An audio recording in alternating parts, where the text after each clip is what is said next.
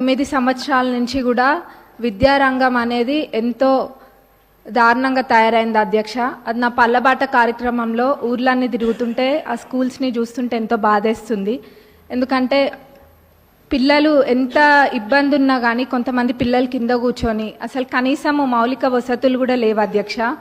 Toilets అయితే అవి ఎంత దారుణంగా ఉన్నాయంటే అక్కడ పిల్లలు అవి ఎట్లా యూజ్ చేస్తుండ్రు అన్నది చూస్తేనే చూసిన వాళ్ళకి బాధ అవుతుంది అధ్యక్ష. కొన్ని చోట్లనేమో అసలు టాయిలెట్సే లేవు, కొన్ని చోట్ల ఉంటే మెయింటెనెన్స్ లేదు, ఇంకొన్ని చోట్లనేమో అసలు ఎన్ని రిపేర్స్ ఉన్నాయంటే అధ్యక్ష అది పట్టించుకున్న నాదుడే లేడు అధ్యక్ష గత 10 సంవత్సరాలలో కూడా.